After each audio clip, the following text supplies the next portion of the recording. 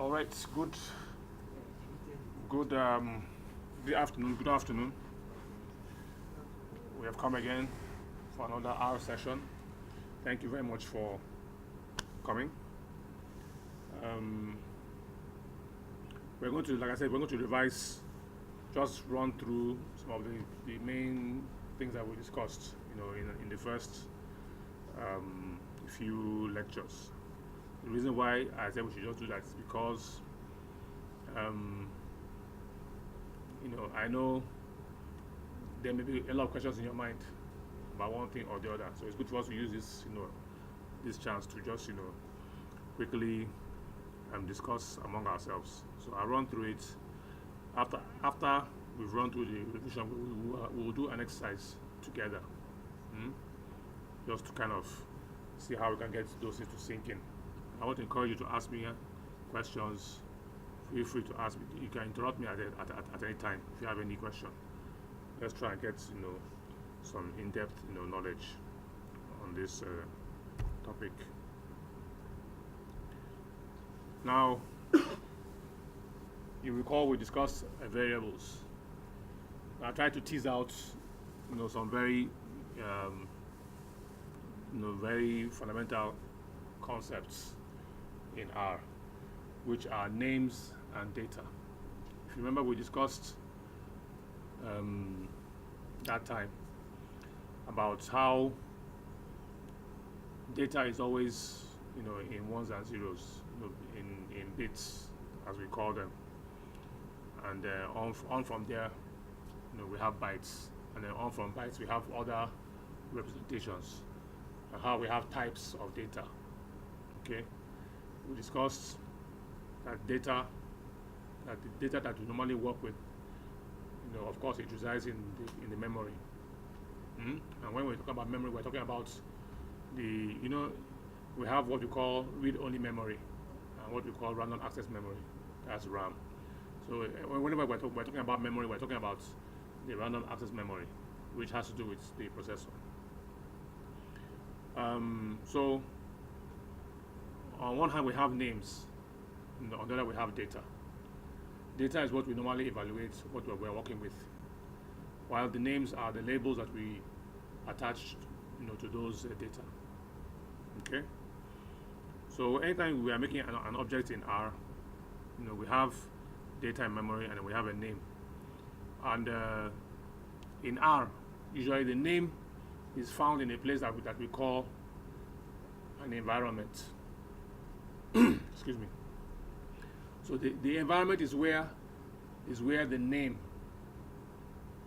or call it the label, is where the label of that piece of data, that's where the name is, where it is physically located. Let me just use that example. Okay, and if you remember, I told you that the workspace is like a table, like a desk where you're working in or you're working on, and that desk has a surface. So maybe you're writing some letters or something, you are working on the desk. So as you're doing your work on that desk is the physical location where your work is going on. Okay, so that's how the workspace is. If you look at our studio, remember there was a time Ernest was fiddling around and he opened something else, that showed a lot of objects inside it. Okay, what he did was he left the workspace, which is also called the global environment. He entered into another environment where there are other objects located. Okay, of course you have seen that we have functions already prepared. Now those objects, those functions that we have, like you have seen C function, you have seen some of those functions we use to create different kinds of objects. Those functions are located somewhere within the session. Okay, and as time goes by, I will go into some of these deeper. They are good for you to understand. Okay, so you understand how some of these things work. So R is the language, or the R environment.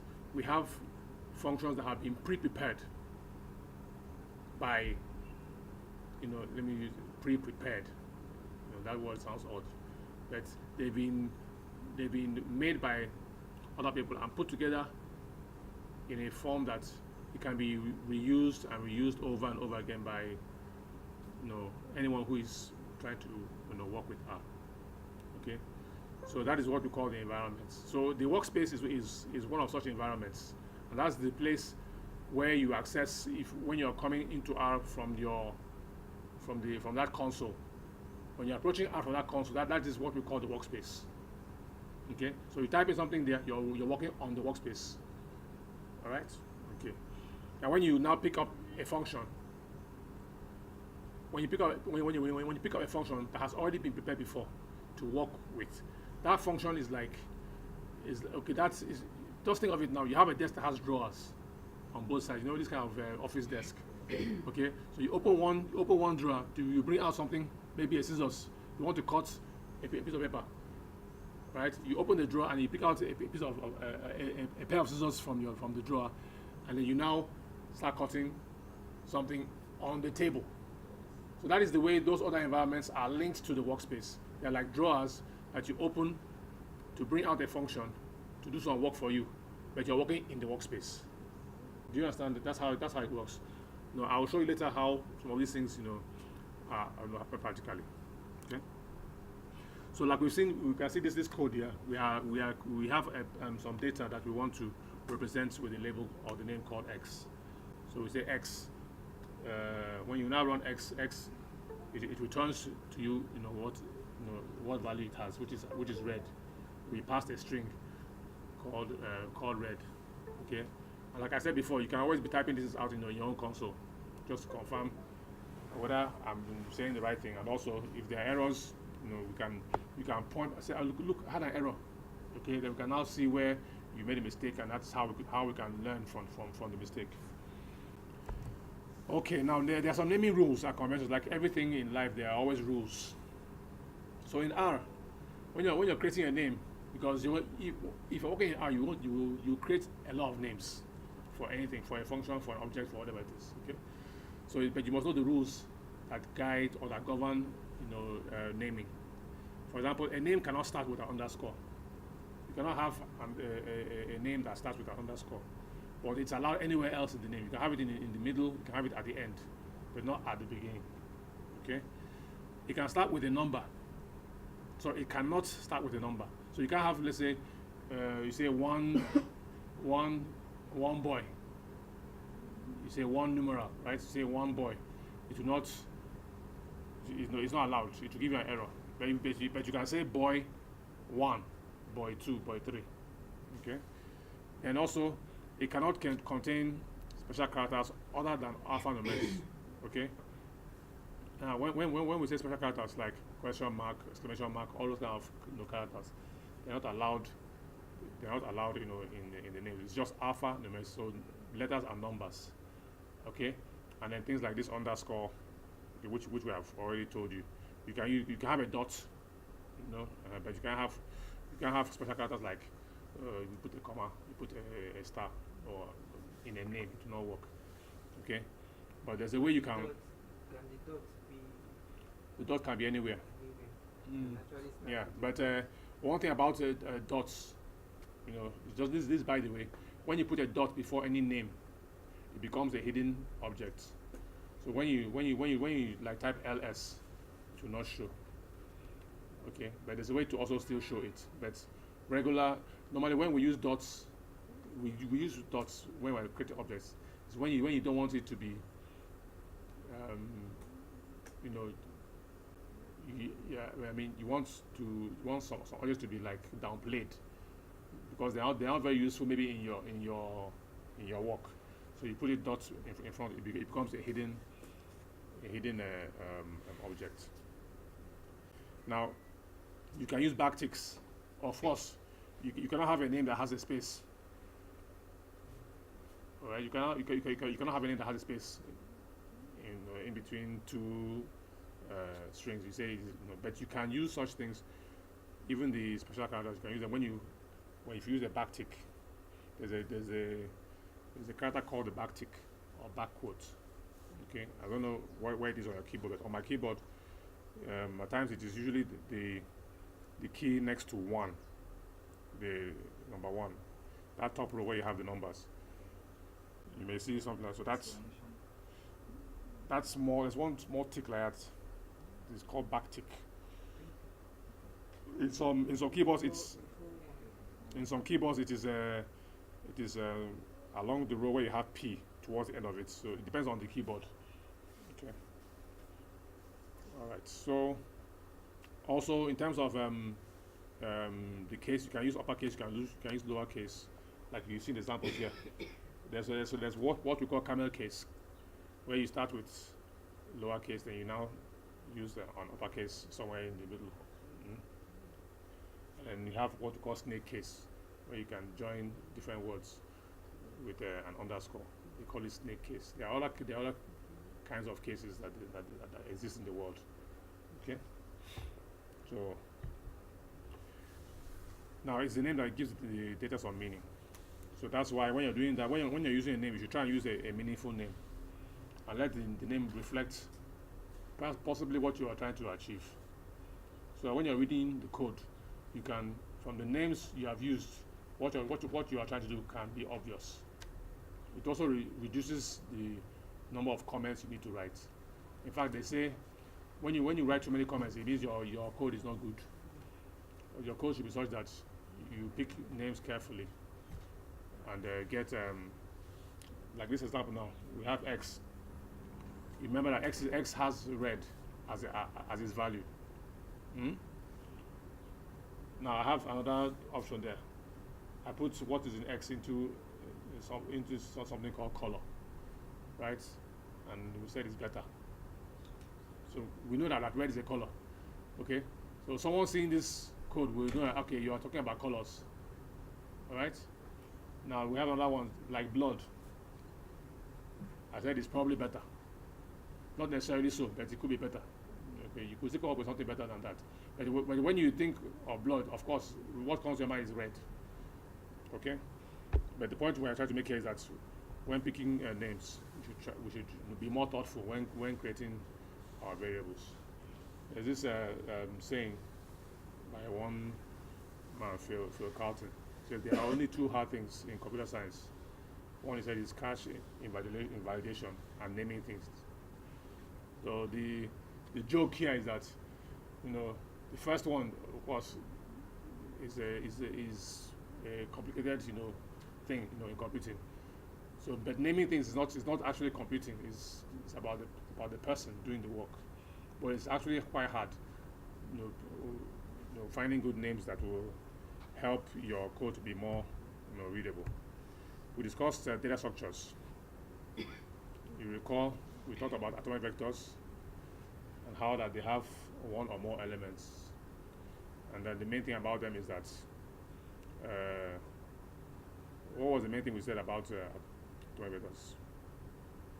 What was the main thing that we said about them? What was the main thing we said about them? Yes, it must be of the same type. That's really the main thing about vectors. So we use the C function, concatenate function, combine function to create mostly when creating vectors of more than one length or more than length one. Okay, they must be of the same type, otherwise there will be some coercion, or if coercion can't take place, there will be an error. So what is coercion? Remind me, what is coercion? Do you remember what coercion is? Yes. Do you remember what coercion is? Yes. Yes. When you're trying to put something that is not recognized No, that's not coercion. What is coercion is, like we said, vectors must be of one type.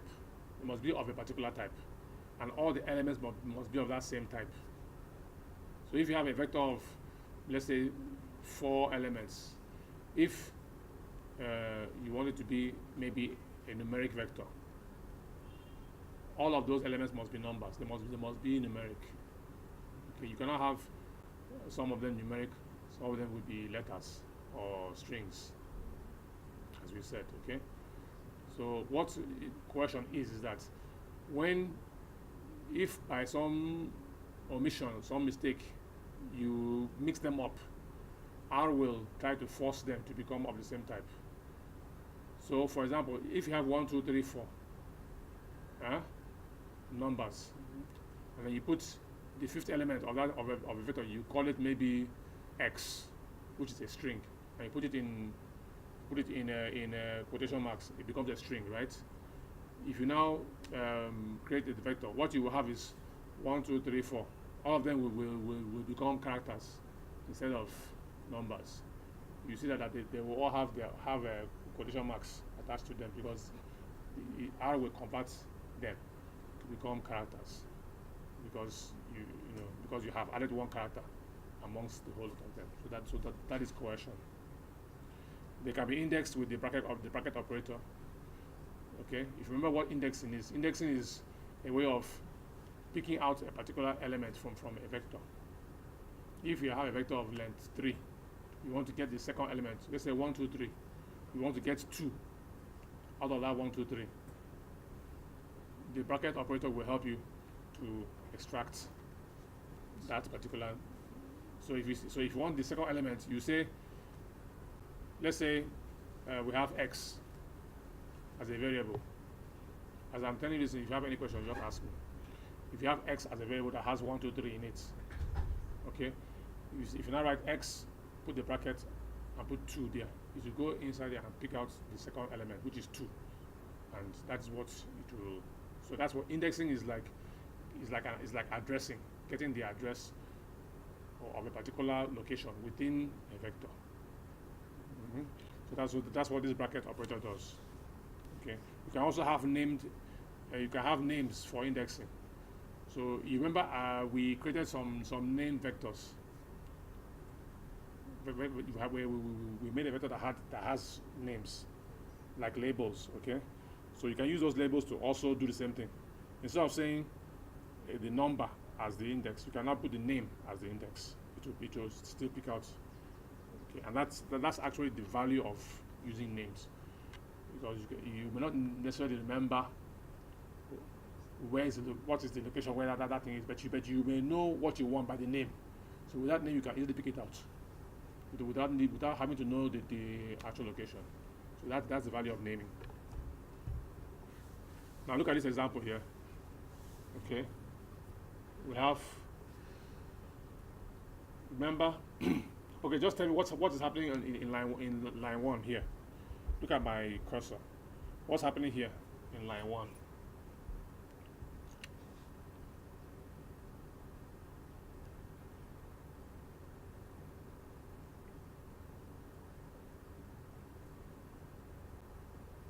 What are we creating there first? The color up there signifies the apples that in the names. No, you see, if you remember now, R always works line by line. So what is happening here? What's happening from here to here? I don't know if this is okay. Thank God to highlight. Now from here to here, what's happening from here to here is one statement. Okay. So nothing. Even though we have something on the line below it, they are not necessarily connected. Okay, that first line will run first before it goes down to the second line to start doing anything. So when you're looking at such code, you always look at it line by line. Look at it line by line. So look at only the first line. Forget about what's happening below. What's happening in this line now? You are moving this. No, this is our projector.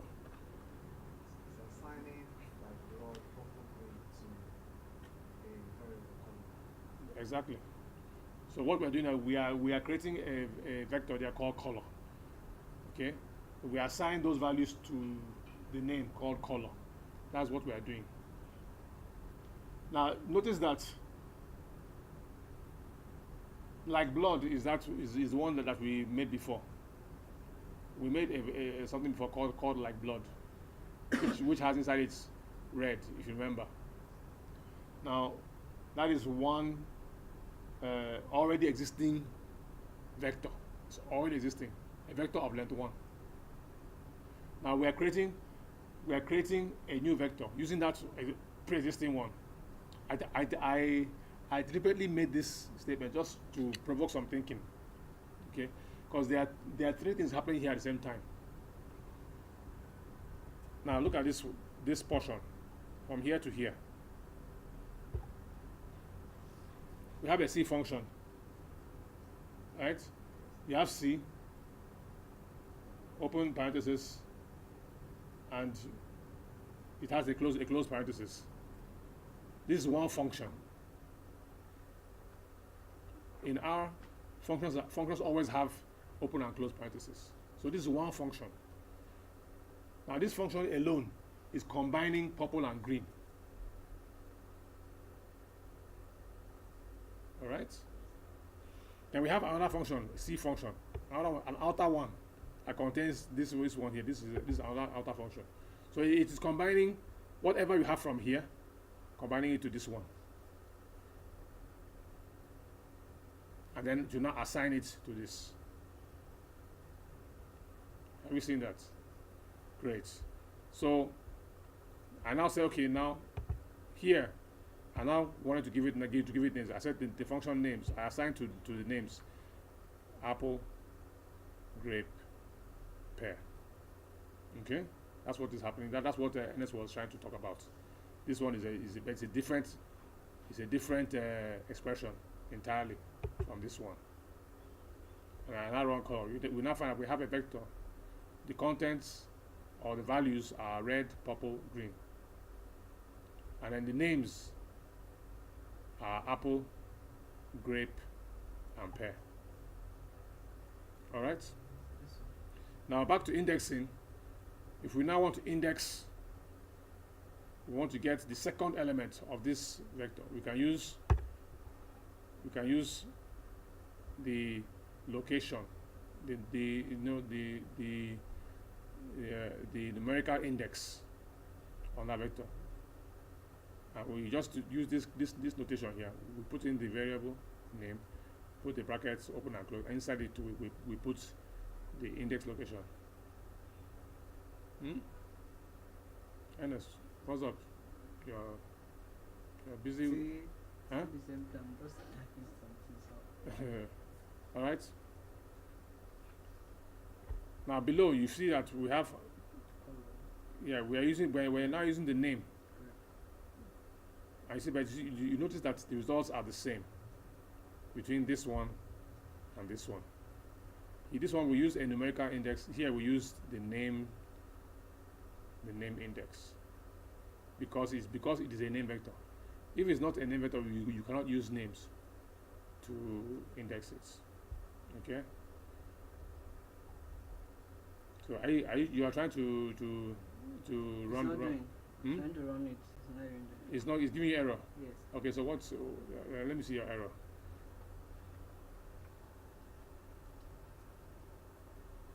No, hold on. No, the reason why it's giving you error is because you see this object here, we call it like blood. It was created earlier. Huh? Okay. Yes, we assigned. We did something before. Let me show you. See what we did before. I see this thing here. This is where we made it like blood. Okay. Yes. So for now, because you didn't do it, it's not existing with you, in your session. Okay. But if you want to create it, if you just put red here, it will give you the like blood. You just call it red. Assign red to it, and it will work for you. Okay. So this is just a picture of. Remember this picture? We tried to create these vectors that time. Now lists have one or more elements. Okay, you can have a list of one element. I didn't tell you that before. You can have a list that has only one element. It's still a list. Okay, it has one dimension. The function we use to make it is list. The elements can be of any type or object, including lists. So you can have lists that have lists that have lists that have lists. They're indexed using both the single bracket and then we have the double bracket operator.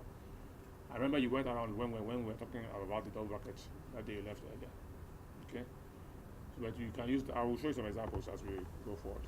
Now you can also name lists the same way you can name vectors. You can also name lists. And when they are named, you can use this $sign operator to get. So just like the way we used the bracket and the name in the vector, in a list, you can use the list, whatever you have called a list, you put the $sign and I put the name after it. It will get you that particular content in the list. Now look at these examples here. We have color list. This thing is hot. Yes. We have color list. Okay. So we use the function list to make the list. We call something call. That color is the previous one we just created. Previous vector we created, color. Blood, we call this one blood. We say is what like blood. So we use the same like blood. And the last, we said last is X. So this is a list. We're using 3 objects to create the list. And then we want to now see what is the list all about. This function str will show you what any object is all about. We have a list. It says it's a list of 3. Call is what is a named character vector, like you have seen before. It gave us the content from 1 to 3. And it also gave us the names here. The names here are here written as attributes. It's not part of the actual values. You can see it's looking different. This is where the values are, and this is just attributes. So we call it apple, grape, and pear. Then we have blood, which we have assigned like blood to it. Okay, so blood is what red. X last. Okay, we assigned X to it, and like X was also red. So this is our list. It has 3. Now, what is type of color list? What is this type? We say it's a list. Now, look at this. This type of here is we're indexing the list. So you have single bracket here, right? And remember I told you that when you use single brackets, it just gives you a list. So it's a list of length 1. That's what it give you back. And then, but when you now use the double brackets, it gives you the actual content of what it is there. This is the character vector. Okay. So when you are programming, if you want, if you have a list with different objects inside it, if you want to get that actual object, you want to program on that particular object, you have to use double bracket to get it. And if you want to just work on the list itself, use single brackets. You can cut a list in pieces or whatever, that way.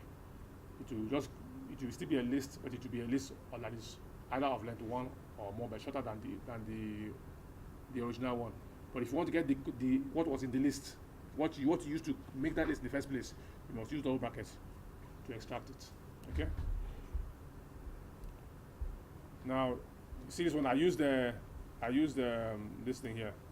Unfortunately, the thing did not show here.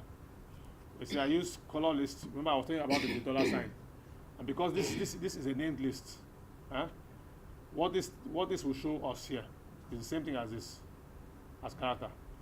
This $sign call, because this thing is called call, it will give us the same result as this character. Okay. All right. Now matrices, they are like vectors, but they have 2 dimensions. If you remember, think of a table, but everything inside them must be of one type. That's what makes them unique. Okay. We use the function matrix to create them. Remember the parameters we used: number of rows, number of columns, is it by row or not, and then if you want to use dimension names, row names, column names, we use these parameters to do that. Okay. When we're doing our indexing with the bracket operator, we, unlike the vector, this one, it has the same single bracket, or it has a comma. There's a comma in the middle. See this comma here? This comma will be there. Now this comma separates the row index from the column index. I think I have some examples here. Now look at this function here called colors. R has many colors that it recognizes. It has many colors that it recognizes. So this function will give you those colors. So we're going to put everything from here into this variable that I've called R colors. And when I now say length of R colors, I want to know how long is that R colors. How many elements are there? In short, how many colors does R have to work with? What are the number of color options? It says there are 657 color options in R, okay, which is a lot. Now, for this line here, for this code here, don't mind this line too much, okay? But what this line simply means, because we're doing some random operations here. So when if you want, like, if this random operation that I'm making now, if you want to do the same thing to get the same result that I've gotten, we need to set a seed, as they call it. You set a seed. Maybe one day I'll explain to you those things, in more detail. But it's more of mathematical things. When you set the seed, the random operation can be replicated. That's just simply what it means. Okay. And what makes this thing here random is this function here is what makes it random. I said sample out of all those colors. This 657. I want to sample and get only 12 colors. Okay. So it's a random sample. It picks the thing randomly. But for it to work with me and with you and with every other person the same way, if you run this code and use this set seed as well, you will have the same results. So it's just something that we do to make sure that we're doing the right thing. You get me? Yeah. No, that's defined is the seed I have set. Do you get me? You can set the seed with any number. Do you get me? You can set the seed with 1, with 100, with 1,000. So if you are running, if you want to run this same code to get the same results that I've gotten, because it's a random operation, you use the same seed I've used. Once you use the same seed, you get the same results. Yeah, because this sample is a random sample, and this function will pick out 12 colors out of this 657 at random, and these are the colors here. They are written down below here. Do you get me? But for us to have the same result, you must have a seed that is set. That's just the only thing. It's not something we need to talk about much now. Okay, now this we have a vector with 12 colors inside here, and we're now going to use this thing to make a matrix that has 4 columns. That's what we have down here. Okay. Now color matrix. We want to now pick out the color that is occupying the 3rd row and the 4th column. It says it's deep pink.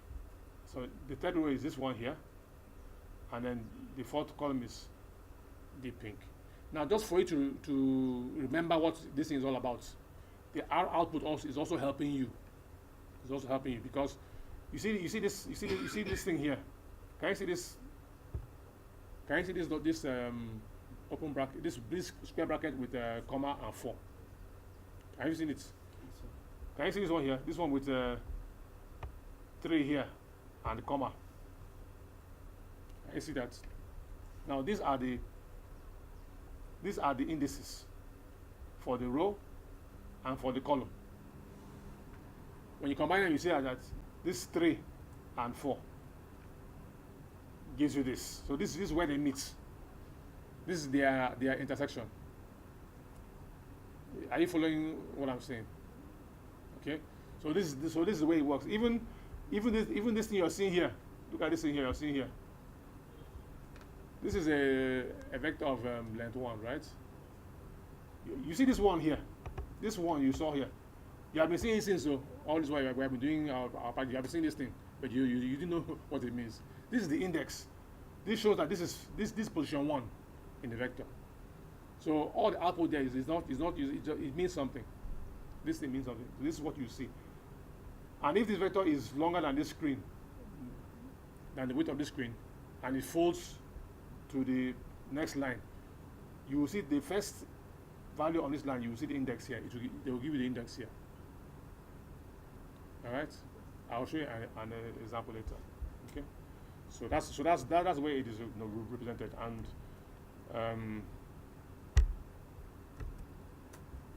okay, now data frames, like the matrix, it is two-dimensional. Okay, you can have one or more elements. You can have a data frame that has only one element. Yes, just one value. It's still a data frame. It has a row. It has a column. So what makes it a data frame is not the size.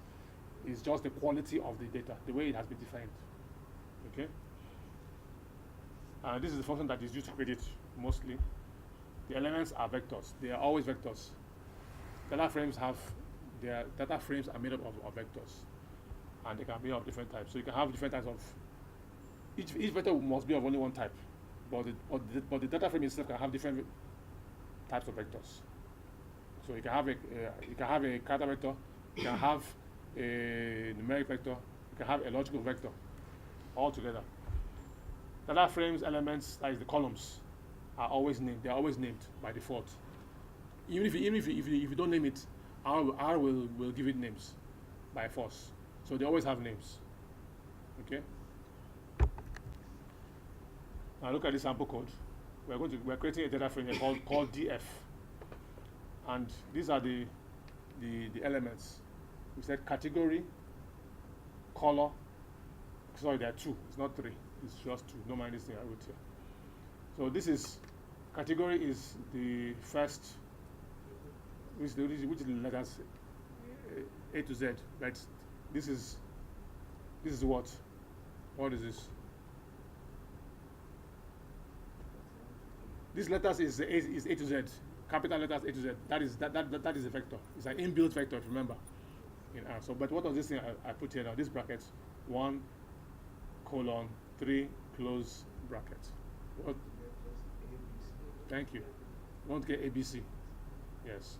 So this will give you the first. It will give you letters 1 to 3. That's what it will give you. This code. And here we are saying color is equals, now this is color. We want to make another vector or element of the data frame called color, which will be a column in the data frame. I want to call, we're going to use color matrix, which I made before. Maybe you have forgotten, but it was a matrix. And we're using the third column. Now that matrix happens to have 3 rows. I remember, okay? So it is a good candidate for this, because in a data frame, all the vectors have the same length. They are the same length. Okay. So you have, this is the third column of that matrix. This is the matrix now. The third column is this one here, right? The third column is this one here. So this argument, strings as factors false, is just to make sure that these character, of course, they are all character, right? That they remain as characters. Okay, I will not go into this now. Okay, this one will be a side. It will be a side topic. We will handle somewhere down the line. But simply put, this is just to make sure that the strings are not turned into factors. There's what we call factors, where a string is turned into a different type. Okay, so this is to prevent that change. That's just what it means. Okay, so we have category here as one column. We have color here as another column in the data frame. We have run DF here. Okay, and the structure of DF is data frame, 3 observations, 2 variables. Variable 1 is category, A, B, C.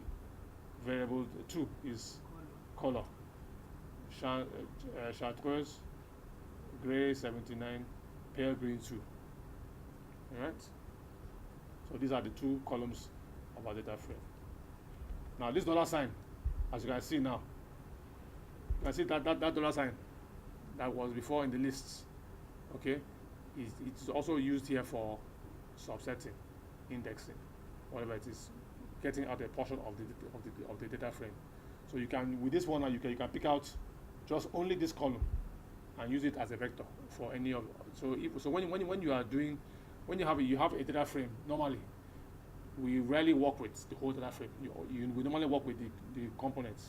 So if you have a data frame now, name, okay, first name, surname, first name, age, sex, phone number. Just picture it in your mind. Now you want to work with that data. Normally you work with components of the data, not everything at once. So you want to know who was the oldest person here, who was the oldest participant in this program. You now go to age. So you zero in on age. So is this indexing you use to zero in on what you want? Do you get me?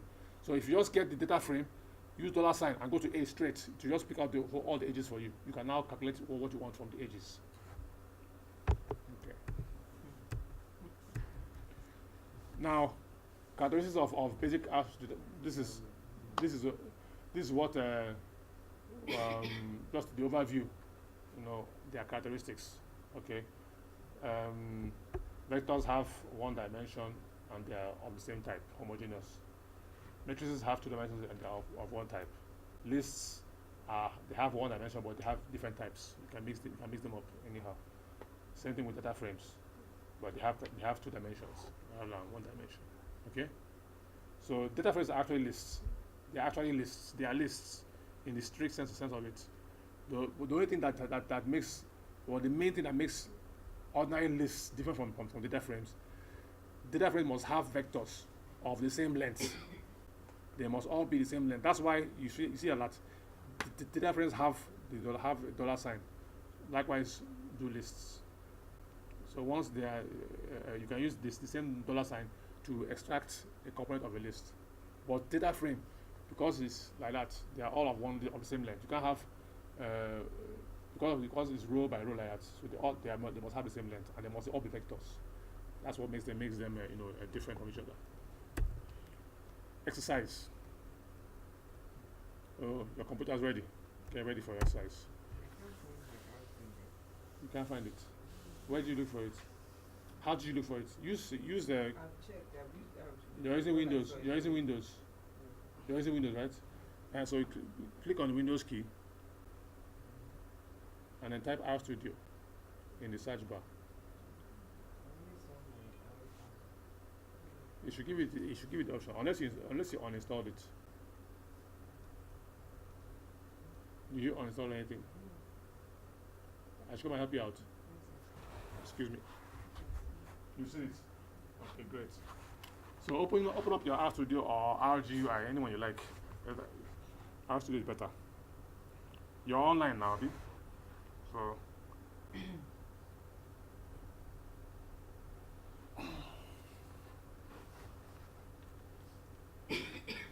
you're going to do this exercise one by one. Okay? I'll help you out. It's not. I'm not asking you to do just. We're going to do it together. It's not classwork. This exercise. This is classwork. Whatever exercise. Yes. So number one, you're going to create a character with a called link, and it will contain the URL, Universal Resource Locator, HTTPS blah blah blah blah blah blah. Okay. So create. And look, what you should do it in a script. Open an R script. Write it in a script. So open a new R script, and then type your thing inside there.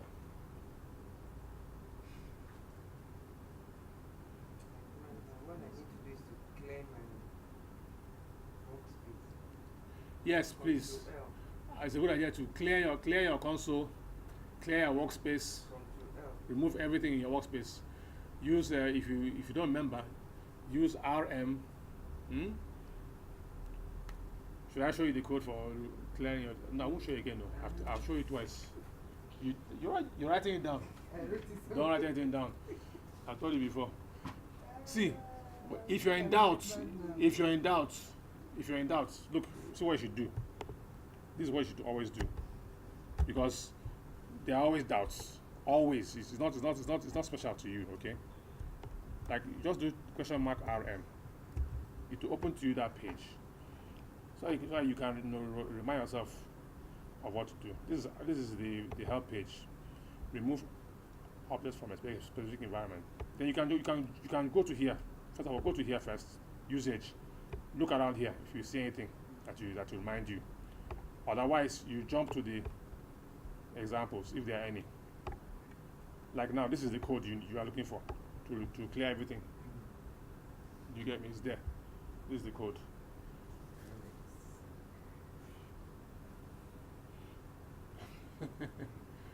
So you don't bother writing it down. You should know. Just you can look. Worst case scenario, you go to Google. You go to Google since you're online. You just Google writes how to remove objects from our workspace. It will just show you some pages where that you can visit and quickly go and get it done.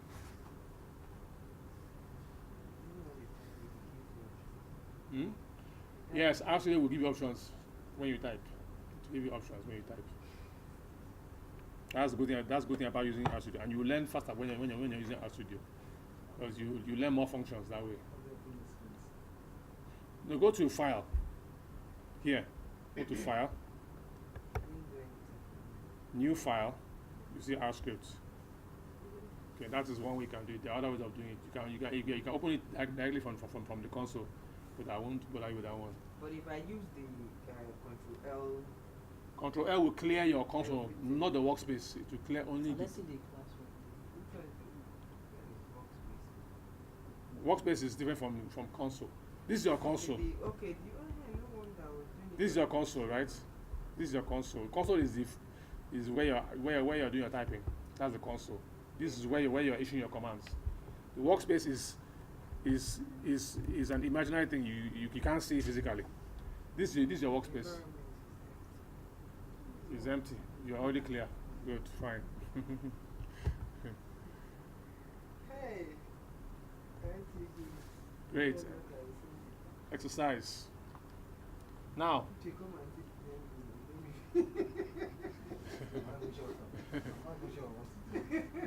So what you do now is create a character vector called link. Okay? Called link. Link. And this is what you're going to assign to it. HTTPS. This is going to be a string, okay? But it's a URL. It's a link, to a page online.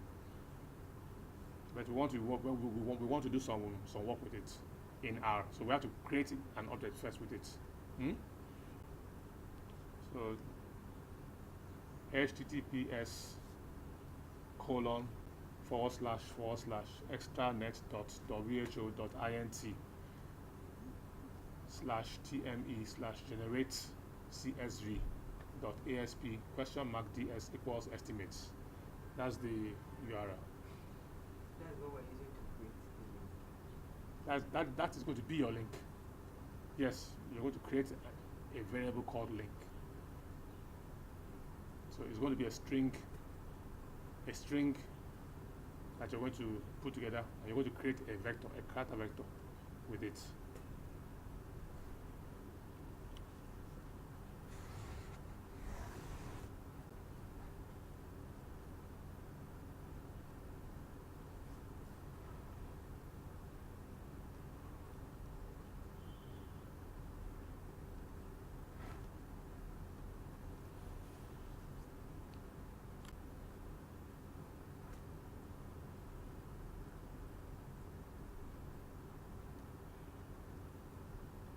At the end of each of those bullets, ignore the full stop, the period, that dot at the end. It's not part of the code, eh?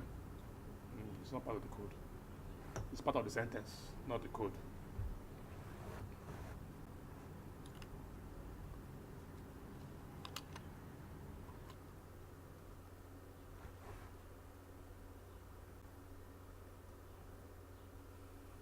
Are you done yet? The thing is, the typing may take some time. Typing the thing may take you a while if you're not quick with the keyboard. Have you done the first one? I want to know if there are errors so that we can learn from the errors.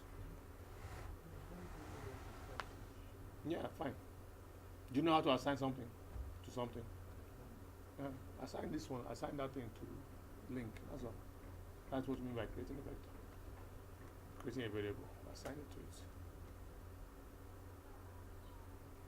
it.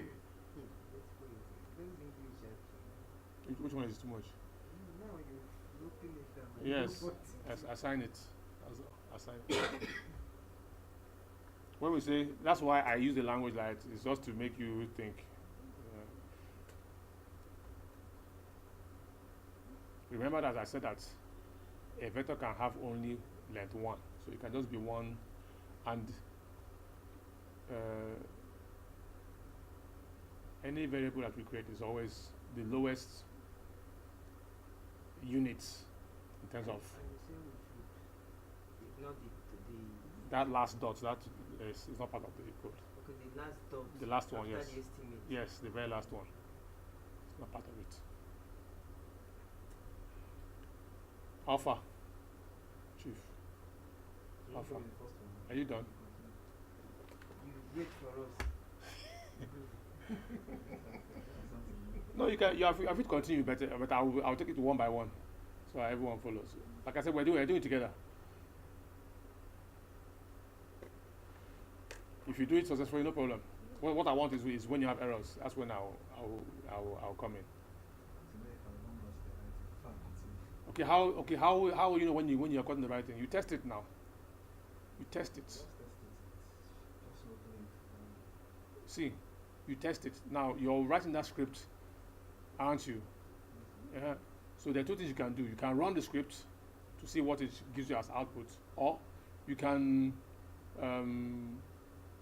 just type it into the console and see what it gives you. You get me? Don't forget that after writing it, you must run it. If you don't run it, the thing doesn't exist yet.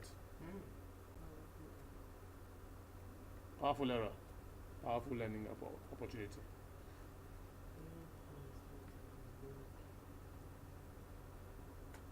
Yes. So what did you have? Let me see your error.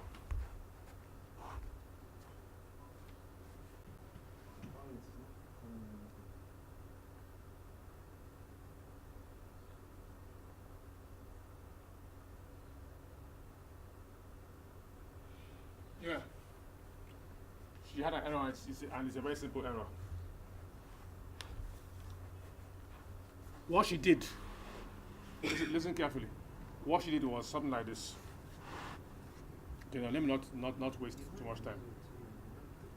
Just put it The error she had, she typed in this thing, right? She typed in this whole thing like this, as it is, and tried to put it into the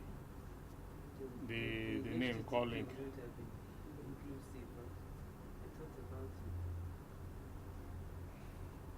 The HTTP is part of it. Why?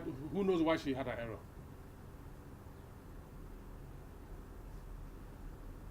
The reason is very simple.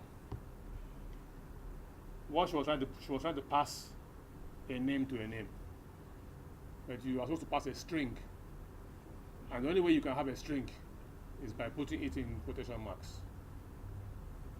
So what I was telling you is that it saw this / and the thing looked very strange to it. That was what it saw. Okay, so surround this whole thing, either single or double quotation mark, anyone you want. Surround it from the beginning to the end. Surround it. Put a quotation mark here. Put another one here at the end. That's it, quotation mark.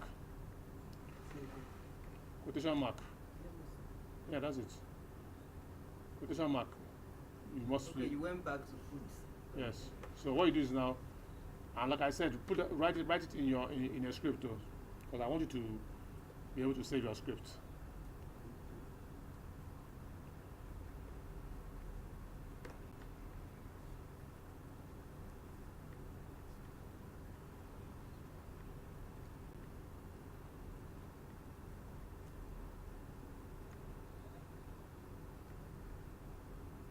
Don't worry.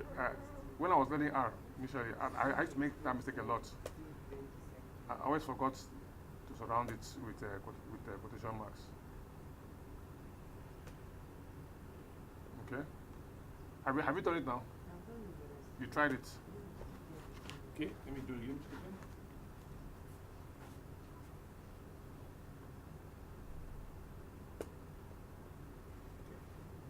What you put there is not quotation mark.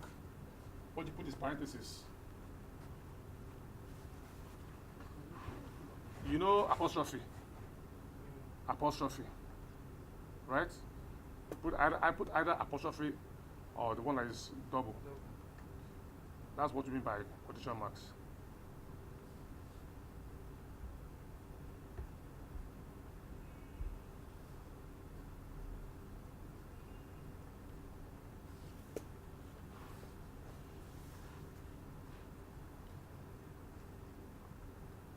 Okay? Any luck? And you see, why it's good to write this in a script. It's easy for you to make adjustments.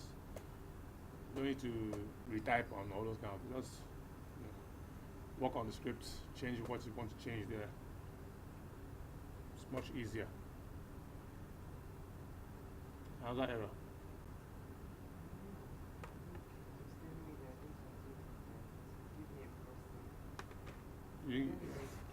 Yeah, but you're working in the console. That's why it's even harder for you. Open the script.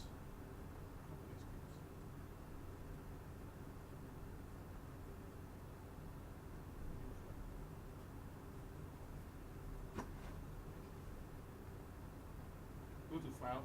You go to New File. Go to R scripts.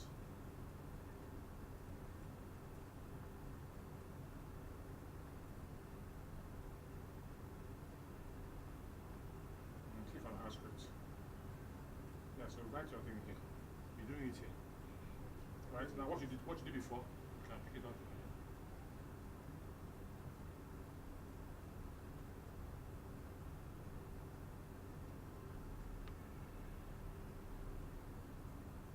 So it's now there.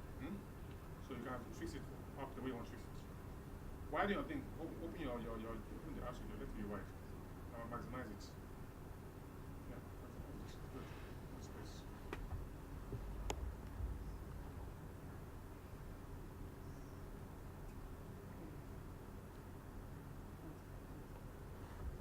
Now run it. There's a button there called run. Click on it. Before the enter. No, you won't need to enter if you're clicking the button. It has run. Hasn't it? Yeah.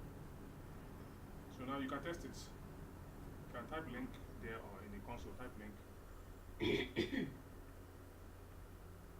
Type link here, just test it.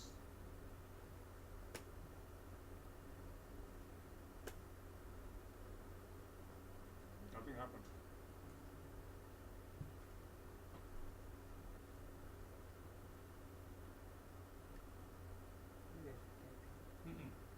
This is your plus. This is your plus, this is region. Escape. When you have prompts. Now, type your link. Now run this thing again.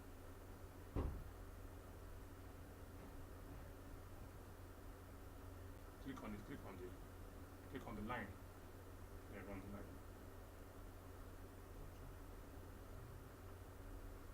Now type link. Type link in your this. Yes, you can do it from there. Run it from there. Control enter anywhere, yes. It's not working.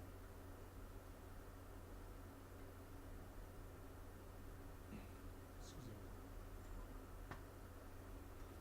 Oops, sorry. Oh, are you having low battery? Okay. No, you didn't type link now. You did something else. You type what was there before.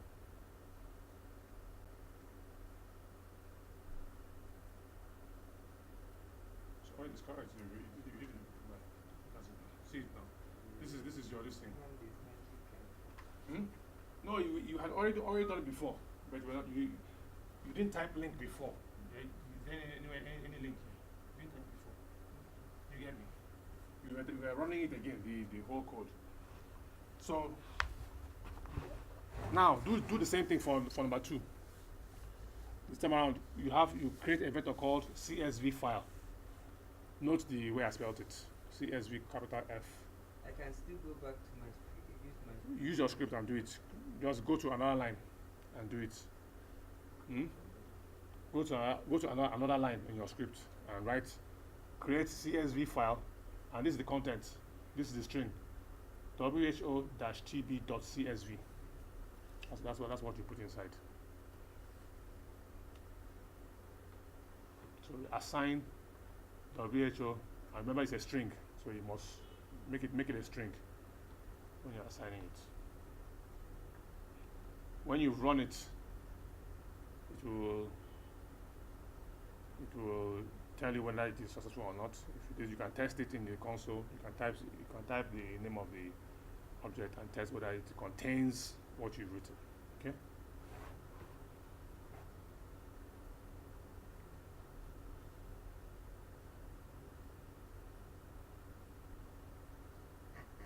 You got it.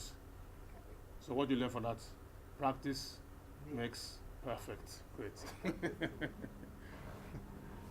The more you do, the more you learn it. That's all. That's all there is to it. big grammar that I do. No, that's why it's not the grammar. It is the doing. You get me? It's the doing that makes it. Understood that assign. Yeah, because you have been doing it before. That's in creative vector. No, but I must put it that way, so that you also know that they mean the same thing. Thank you. Are you done with that step 2? Yes.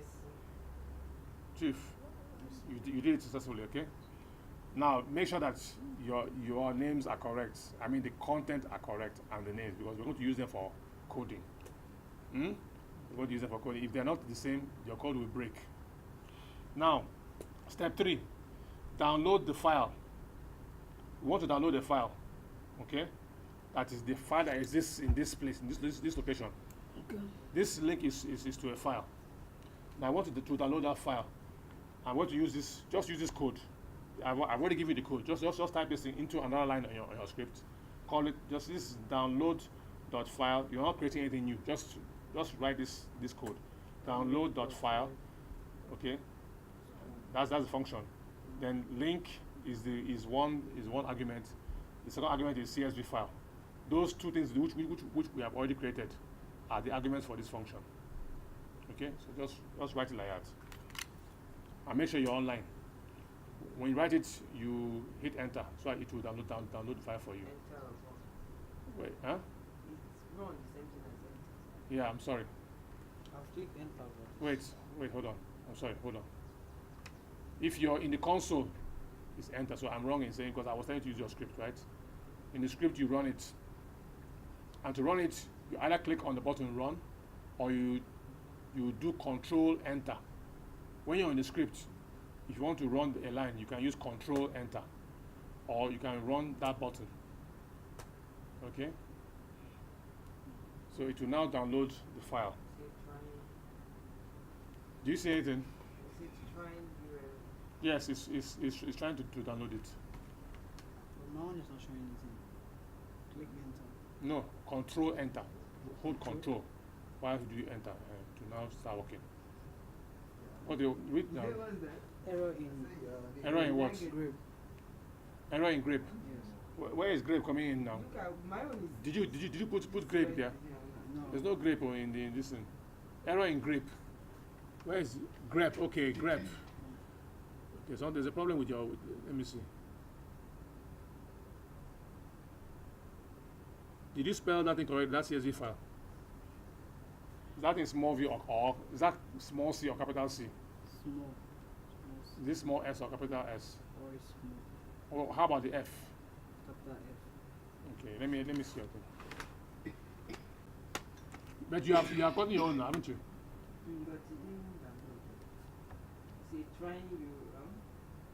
Trying your. That means Is it length, but it's in red?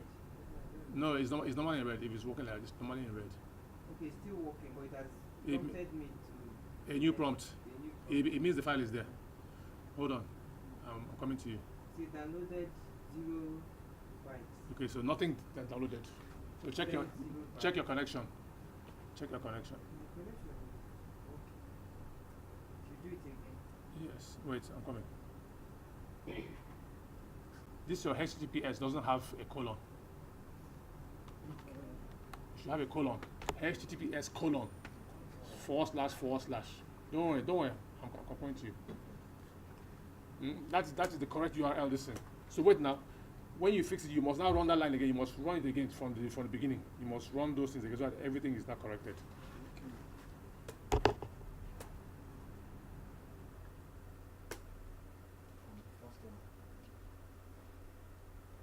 HTTPS. You didn't put in the correct address.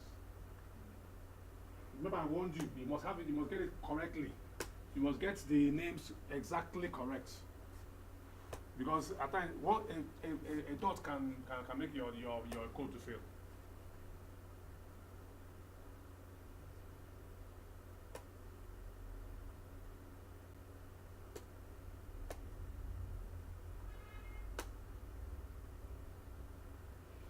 She has gone further than you guys, but it's either internet or the name wasn't correct. Let me check the name very well. CSBASP.com. This is correct. Estimates, not estimates. It's estimates. So you are going to the wrong page, not the one. Put S in that name. Estimates, not estimates.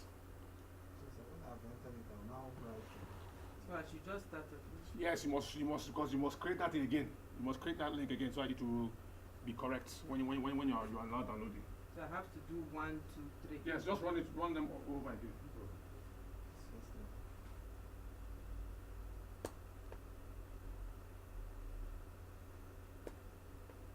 So you look correct. So start afresh. Run from the top. Yeah, you can run. Just click run on something. Yeah. Next, it's going. No, it's see. Run it. Just keep on clicking run. It will go from line to line. It's now on line 2. Click it again. Line 3. So, no.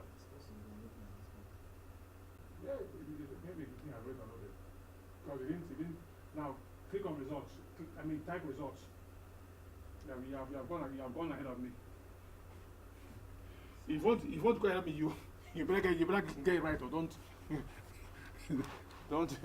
don't drag me forward. Okay, so you have downloaded your file, right? Have you downloaded the file? Don't worry, we're coming there. Maureen. Yeah.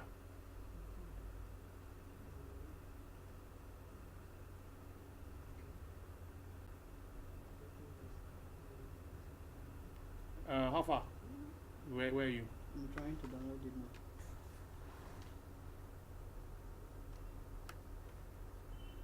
I'm typing in the code. Yeah. Yeah, but I'm seeing capital L. You are not right. See, please, listen to me very well. Try to get the spellings very right. That link is a small L I used. It's a lowercase L, not capital L. Use a lowercase. When doing this thing, you have to be very keen to observe the details. Very, very keen. It's the details that make all the difference.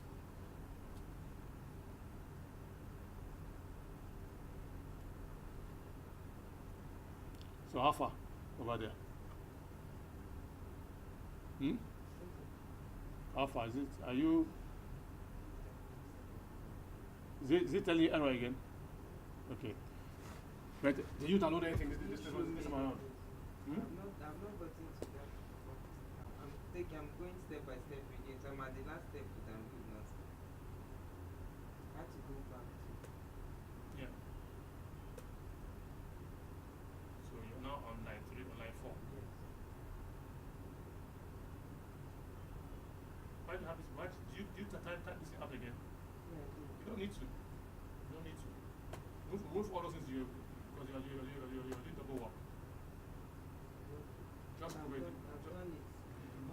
Just move it. It's of no use to you, really. Just take it off. I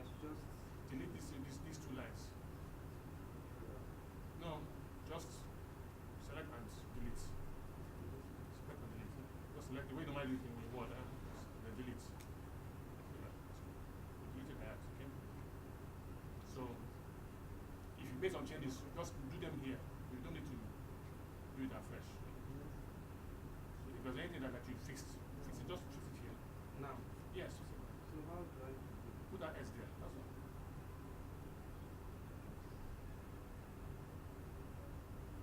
That's it. Wow. You run it there. You see, that's why it's a script.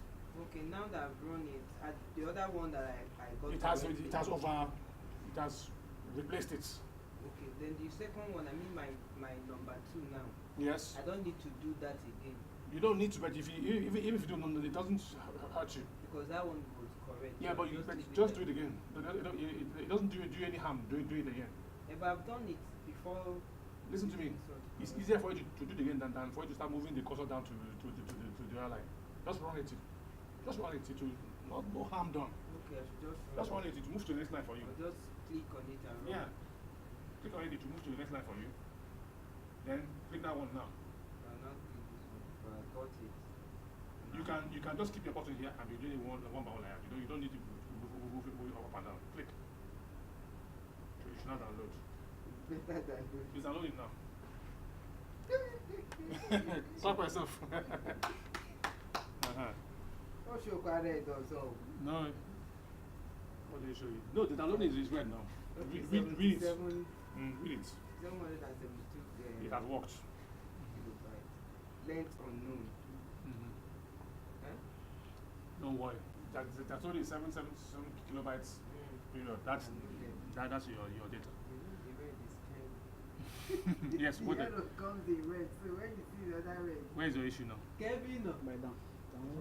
have you finished all of them? Object link not found. Because there was no brother here. Hmm?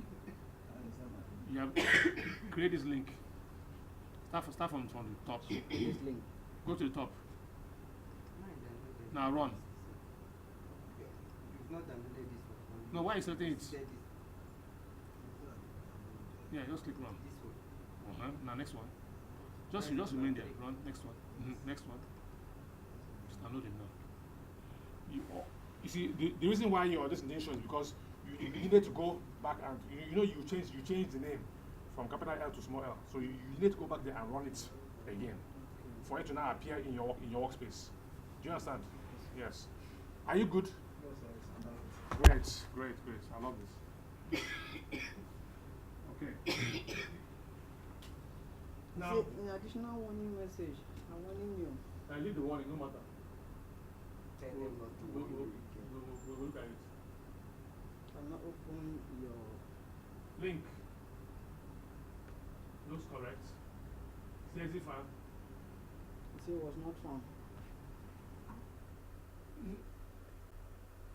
Your own is working. Like I said, you run ahead of us, so that's why I'm having issues.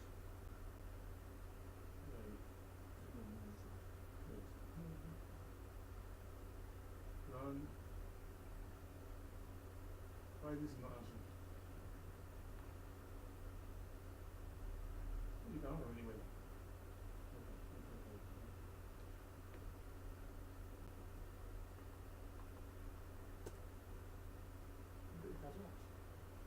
It has worked. That's why, because you sent that into results. That's why it's not showing you anything. All right, you've done it. You've done it. Yes. Okay.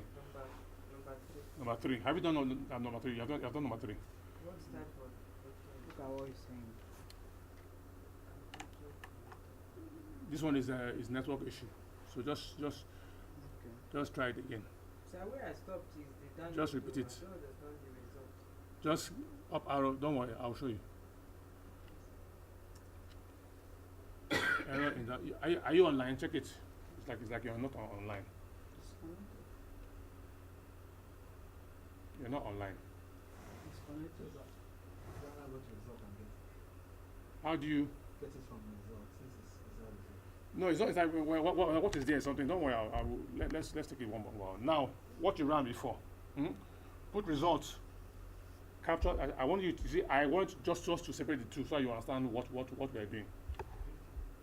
Which are all the way ahead. Capture the return value in a variable called results. And I said, what type of vector is result? So that download file, assign it to results. Just create this thing called results. Are you following me? Assign download.file blah blah blah blah blah to the end of it. Assign it to result.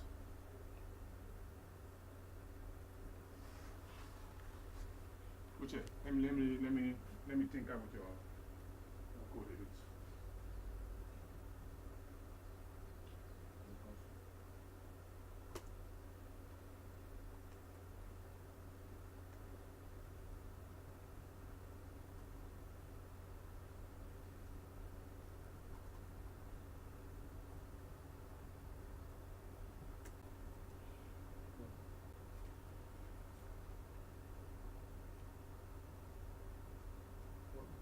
See what you did here. See, Uche made a very funny mistake. Huh? Let me show you guys. Shall we learn together? Uche made a very funny mistake. Let me see whether I can copy this thing. No one type like on. Copy link location. Copy. Now, I'm going to just do it with you guys, like that, step by step. I'm opening a new script here. Our script, okay? Are you seeing clearly? Okay.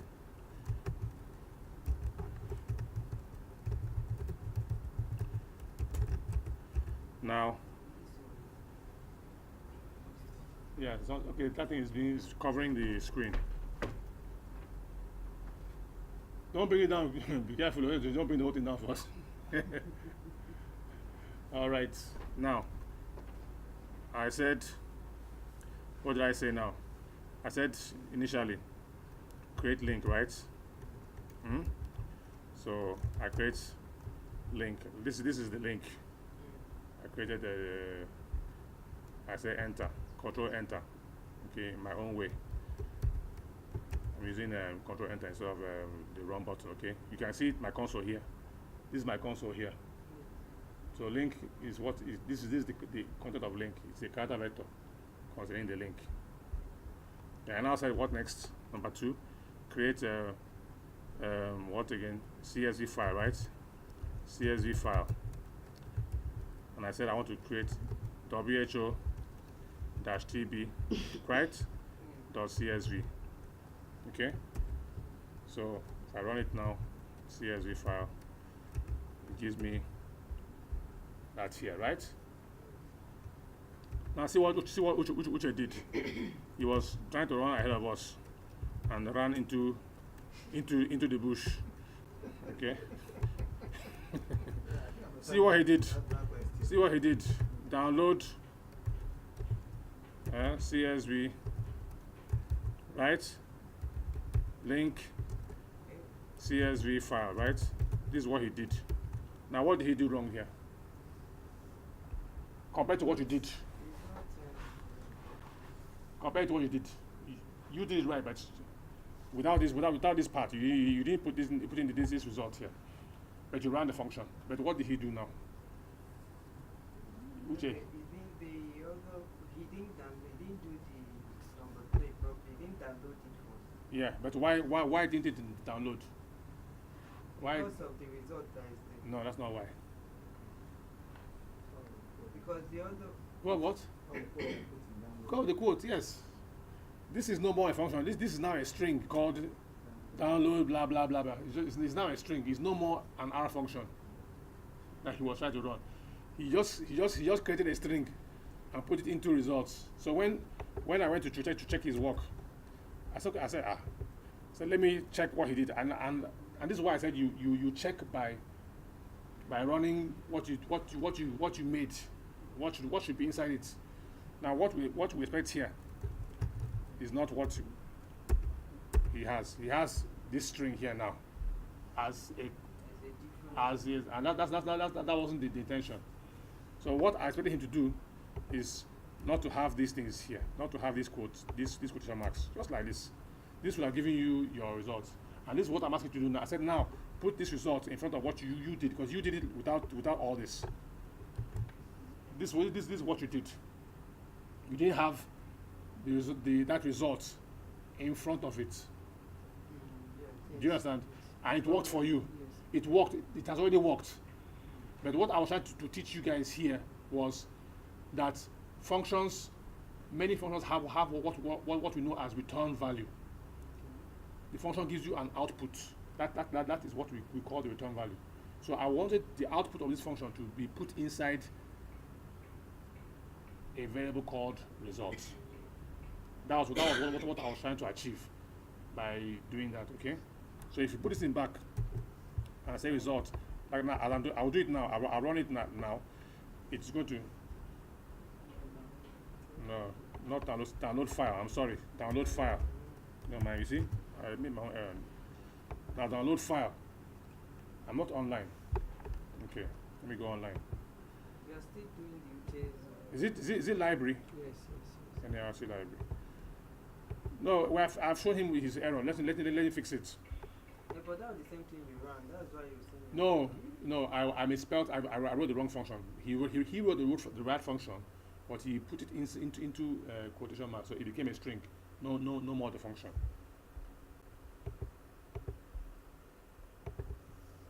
So now it's downloading. Okay, I've gotten what I wanted. That's downloaded. Okay, now let me now show you quickly. Okay, so I should Put run my. Yes, put that result in front of it and run yours again. Okay. Without the. Just assign it without. Assign it and run it. Just put it like this. Just write it like this. The way it is here now. Results. Assign. So what we're doing here is that the output of this function will be assigned to result. That's what we're doing here. So it's not. Do you get me? You are now clear. Yes, there shouldn't be anything like quotation marks or all that.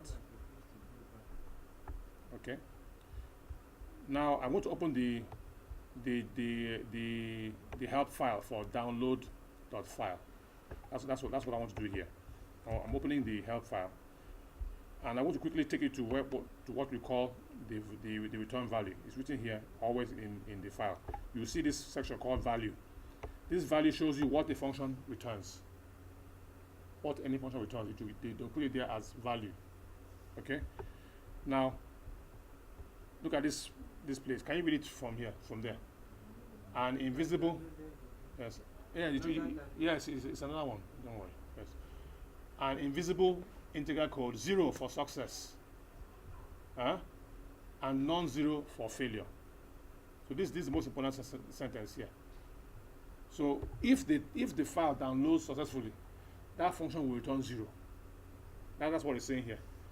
And if it fails, it will give you any non-zero code. It may be -1, depending on the error code. It will not give you an error code. So what if this file downloaded successfully? What should result be? Based on what we have here in the help file. What should result? Did your own download correctly? Yes. What should result contain? What should it contain based on what we saw in this value? 0. So let's check now. If it contains 0, the result. We'll check results. It contains 0. Have you seen it? Okay, I'm not going back to the script. You can do it on the content. You can do it anywhere. I'm going to put it in the script as well. And I will add a comment. If successful, should be 0.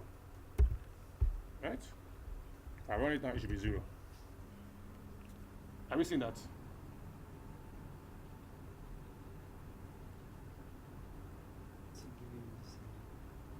Give you which error again? But you downloaded the file before. No, it was not downloaded. This is what you were showing. You just showed that download and Okay, let me look at your script properly. But are you guys seeing that the exercise is very important? Yes, sir. Yeah. HTTPS blah blah blah blah blah blah blah blah. DS estimate. This looks correct. Okay. Link. WH CSV file.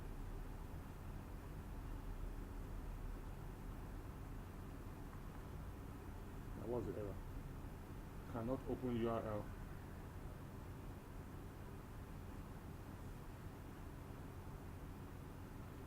Where is your internet? See, it's connected. I disconnected and connected back. Huh? I disconnected and connected back. See this. You're using this one, right? Yes.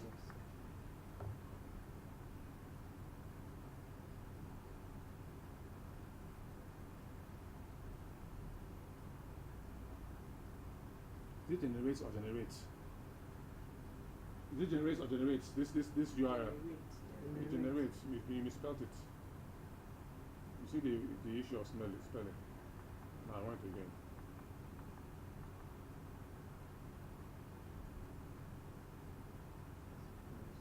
Generate CSV. Is that it? Yes, is correct. Hmm? See my own. Package. My own is generate CSV. ASP. Question mark. DS equals estimates.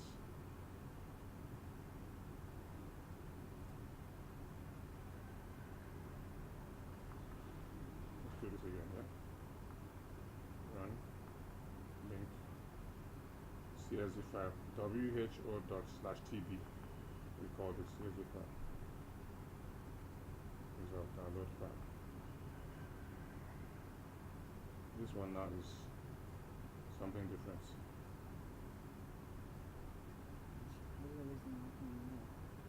No, you gotta open a new one. That's not the issue.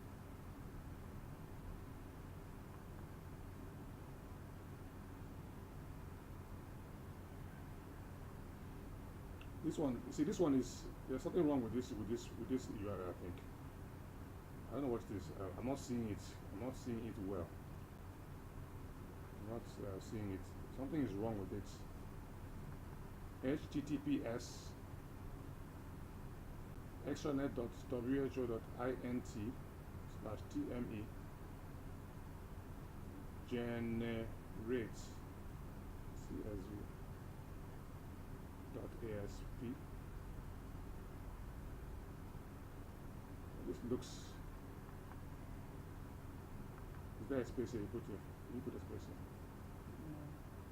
I think the first name is capital. Yeah, capital L. You know, I kept saying this thing. Capital L is what you put here. That's why it's not working. So this is how errors come in code. You're battling with it, you're wondering why it's not working. Okay, are you happy now? But I will learn from this thing. You see how capital L spoils the whole thing. Yeah, because he put capital L somewhere. Okay, yours was just S. His was a colon. He missed the colon. Oh, so that was what happened to you. Plus the one quotation mark. So those details are very, very key in getting it right. Okay. All right. Fine. So we've done this successfully. Result gave you 0. Did you get 0 with your results? Yes, sir. Good. But what I intend to add, after that number 3, all this while we've been assigning with those codes. But when we got to number 3, after the download, we assigned to result without that. Yeah, because. So I wanted to know. Yeah, let me explain to you. Because I was thinking that when I said assign, if you're assigning, you have to be in a string. No, it mustn't be a string. Not If you okay, let me give you an. We have done it before. Remember, we made a vector that has length longer than 1 using a function called c. We didn't put that one in quotes. It was the output of the function that we assigned to a name that we call something, like when we did the colors. When you are assigning an output of something, you don't need to put Yeah, because that is the function that is giving you the output. Anything that has that open and close parenthesis is a function. Okay, so it is the output of that function that we are now assigning to a name. So you don't need it. Once you put those quotation marks, you have turned the whole thing into a string. Once you put the quotation marks, whatever is in between those two things has become a string. Blah blah blah blah blah blah blah becomes a string. If you put a function, if you put someone's head there and put it like it becomes a string as well. Just take it that way. Why this is a function? When we use the matrix to make a matrix, remember we use the function. We use that function called matrix, and then we assign that result of that function to something. Do you get me? at that point. Yes. So that's the main point that you should understand. Okay. The next one now is check that the file that you just downloaded exists. Yeah, true. Hmm? True. Good. So number 4. Check. By doing this, just check it by doing this. I've told you what to do. Type a function called file.exists. Then put CSV file into it. Remember, CSV file contains the name of your file. Do you remember? Yes. CSV file contains the name of your file, which you created before. So check whether the file exists in your working directory where you're working right now, and it will return to you a value. This function will return true or false or whatever. You understand now? Assign that thing to a variable called is present. Assign it to a variable called is present. This CSV file.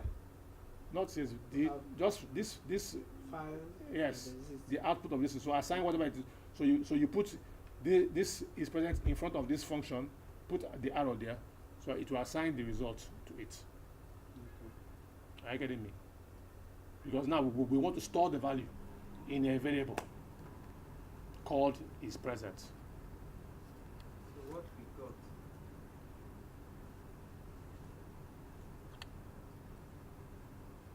If you run this function alone, like this, it will give you the output like that.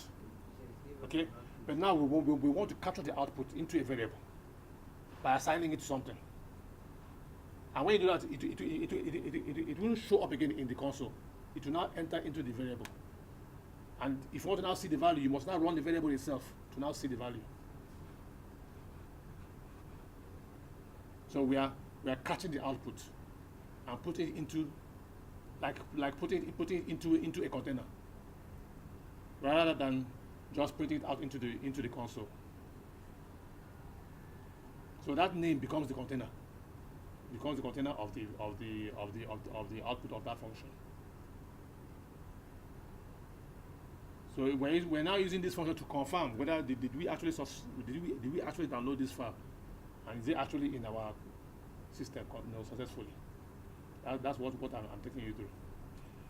So instead of opening the window, checking is it there, no, you can use code to check whether, and the code will tell you yes, it's there. You got it. So she's dancing now. I don't know if I got it. No, but do you say true? Do you see true?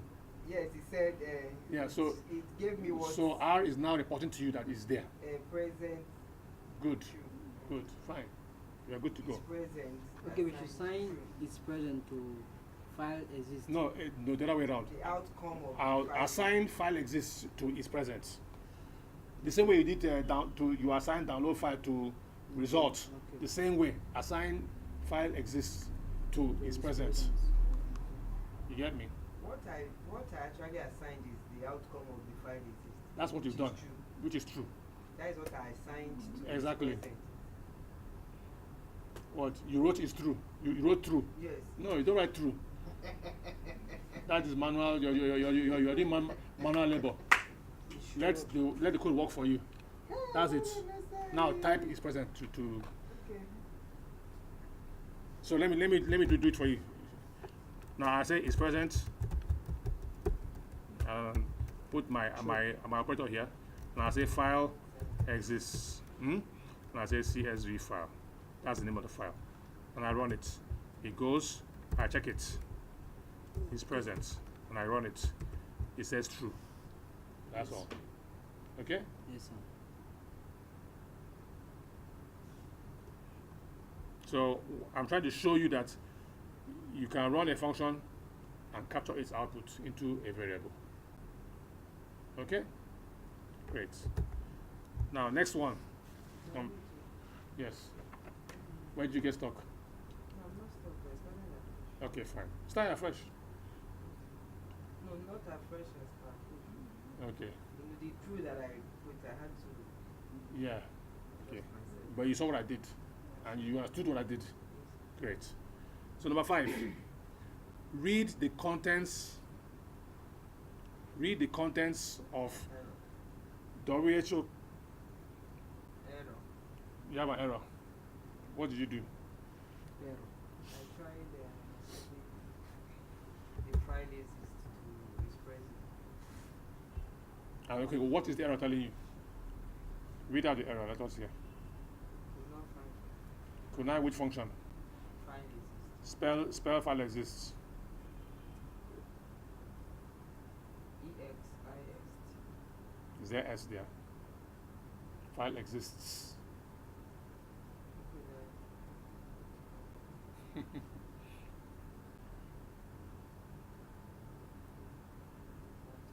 And that is why it's good to work with RStudio. If you're doing this alone, in maybe in RGUI, you have a lot of, you find it to remember all the functions is very difficult. But when you are using RStudio, by the time you type file.ex, it will give you suggestions. You'll even see them there. You can now pick it out. You don't need to even finish the typing. All right. It's present, right?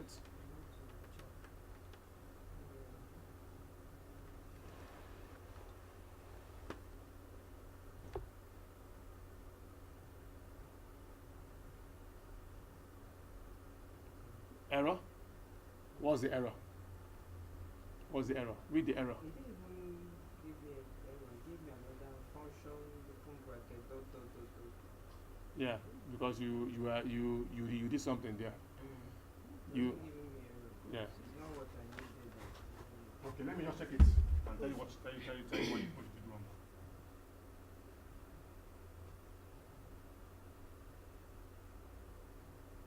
What's this CSV file doing down there? No, first when I did this, I forgot to run. I went to press. Now put that thing back on the line with, because that's different. That's CSV file. Put it back on the same line with. Yes, now run it. Let me show you what she did, so I will learn from it. Okay, so now I can do press. Yeah, run it. And run it again. Yes. See what she did, guys. See what she did. This thing was down here. She was running it down here. Okay. So she ran this one. Huh? She ran this thing here. Okay. And tried to run this is present, and then what she saw was something like this. Function. Okay?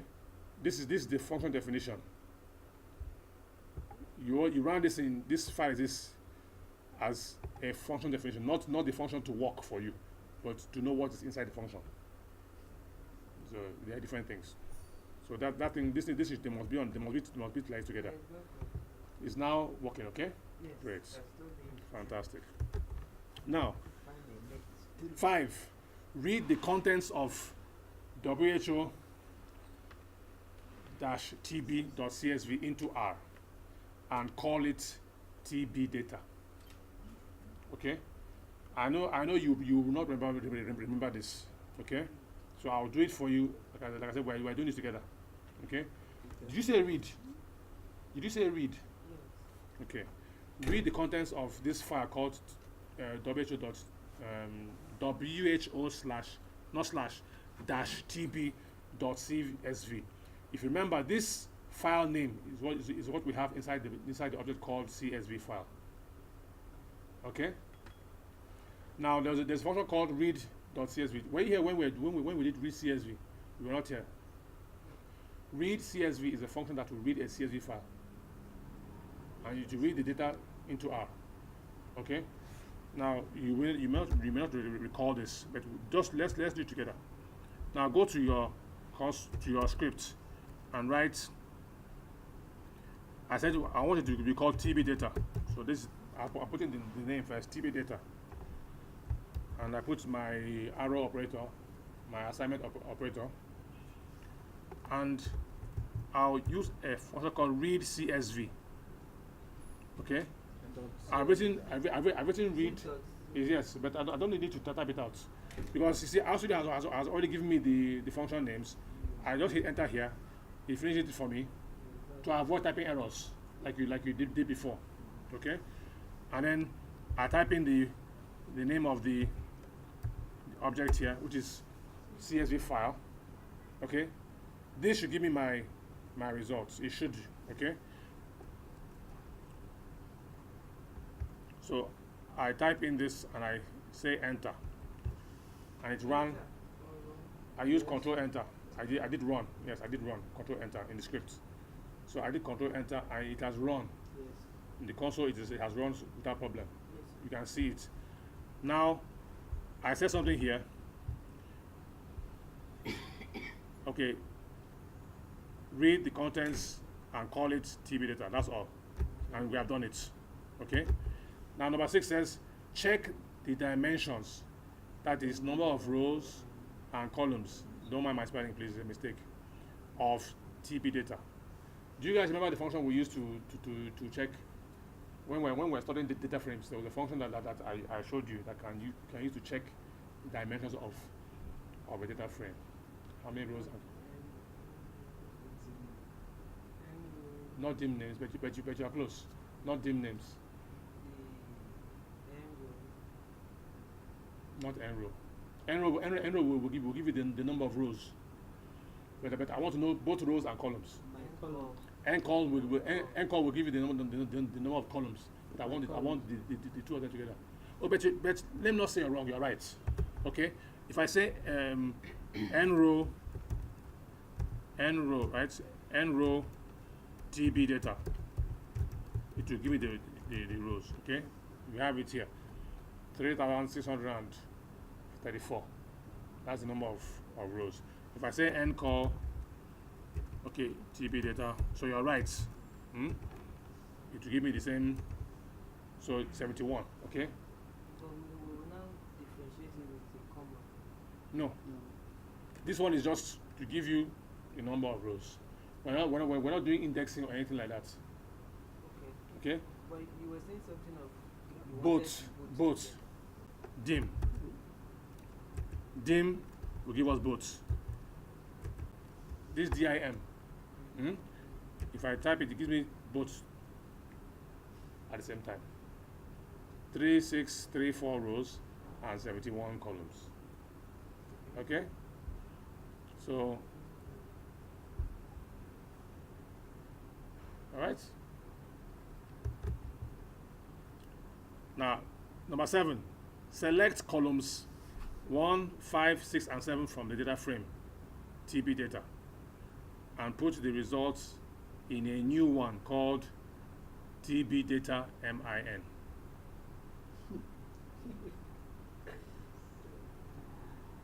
I will show you this one because I know you will not, it won't come to your mind, but you already know it. So I'll show it to you practically. Like I said, we're doing it together. Okay? So we want to select columns 1, 5, 6, and 7 from this data frame that has 71 columns. Okay? We're picking out column 1, column 5, column 6, and column 7. There are many ways of doing it. But I will show you 1 or 2 of them. Right? So based on what we discussed, we said TB data MIN, we will call it, right? TB data MIN, that is what I said we should call it. I said select columns 1, 5, 6, and 7 from this data frame, TB data, and put the result in a new one called TB data min. Okay, that's so after I put the name first. And I now say, okay, TB data is our data frame. Okay? and I want to subset it by picking out. This is the this one the bracket. Like in my computer is next to P. Yes. I don't know about yours, but on mine is next to P. Okay, which so just tap the first one. It actually will give you the second one automatically. Okay. Now inside here, remember we said the. Pardon? Okay, thank you for correcting me. So TB data, right? Now remember we said for data frames, like matrices, two-dimensional objects. For using the bracket operator, you separate it into two parts, one for rows and one for columns. Just like you were saying. So if you want to pick out the columns, we will put the indices on the right side of the comma, and if you want to put it on, if we want to get the rows, we put it on the left side of the comma. So I'm going to now put it on the. This is the comma here, just for you to see clearly. I'll now put in here. I want to pick out what 1. Okay. So I'm going to use the combine function to pick out 1. I can put I can put 1, 5, 6, and 7 to work. Okay. I can also put it this way. Instead of since 5, 6, and 7 they follow sequentially, I don't need to put the 6. I can just use the colon to show that they are in a range. I put 5 to 7 to give me the same result. All right. So this is the best way of doing this. If I run this line, see it ran without any error. Okay. If I now check, I now said okay now. If I now said TB data MIN, could not find what? Could not find what? Maybe you would have capital C because it's a small c. So actually didn't do. I did very long. Sorry? Actually didn't do the. I did 5, and 7. Actually didn't. You did 5, not comma. That is a colon. It's a colon. Okay, you did 5, 6, 5,6. So, comma 5, you did 6.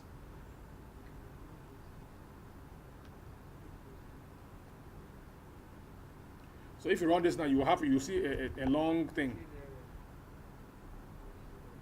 Why it's long is because there are so many rows in it, okay? And it only did a few rows, not even all of them.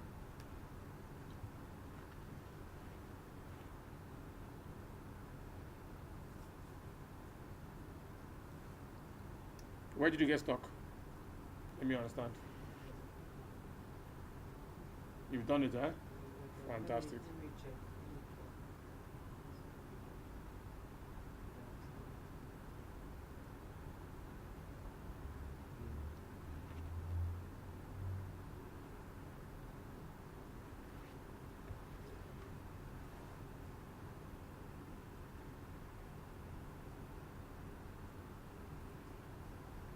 So are you okay on your own part? You're fine. Great. You got it right? Good. I love that smile. Now I said here something. I said explore. This is sorry for the spacing here. Explore TB data min. So let's explore it together. Now when we say explore a data frame, for example, this one has so many rows. There's so many ways of doing that. And if you watch the video of the previous lecture, you see there was a list of functions that you can use to explore a data frame. I will just do a few here. For example, like of course we can do dim, like which we have already done. Dim TB data min will give us the dimensions. Okay. we're expecting in our console there, you see there we have four columns, which is what we're expecting against more than 3,000 rows. Okay. So then, if you look at str, you remember this function str, right? We have used it before here today. Str will give us some overview of the data. So you have here data frame, number of observations, number of variables. Here we have one country. Here we have G, WHO region. Number, and how you know the variables is this $sign. Okay, $sign here, year. Here we have E, pop. Okay, have you seen that? Okay, now another thing we can do is we can actually view the data. If you use view, capital V, view TB data main, it will open up that's a thing for viewing the data. Have you seen this now? You can actually view the data. We have Afghanistan, EMR, year, EPOP number. So this is the data here. View, is it capital letter? Capital letter V, yes. Capital V. Okay. Then small I, E, W. TB data main. Yes. So it will open up this thing for us. We can now view the data. Can you see it? Yes, sir. You are seeing it on your computer. Yes, sir. Great. You didn't see it. You didn't see anything like this. You just brought back what I wrote. What did you type? View. Did you type like this? View. Look at where I have highlighted. View TB data min. Yes. And he didn't give you this. No, it just gave Check me- here. Whether something is there. Fine. Great. Good. Now next thing we can do is something like this. Okay, let me go here. Where am I? Back here. Now we can do something like head, just to see the first few values. If you do head, TB data main. See what it to show you. Just the first few values. It's more manageable. If you use head, did you type something like this? Yes, and it came out the same place I typed. What was that? You did this All this Argentina every whole thing. came out here. As it, Well, my work, my Yes, you can select it this from is where it came out. So go here. You run view. That's why. Type this in and then run this line. Go to that untitled. Type this one. Yes. Go back to that place. To your script. This is your script. By the way, save the script, please. Save it now. Save as exercises. Save as exercise 1. Okay. Save it as exercise 1. Exercise 1.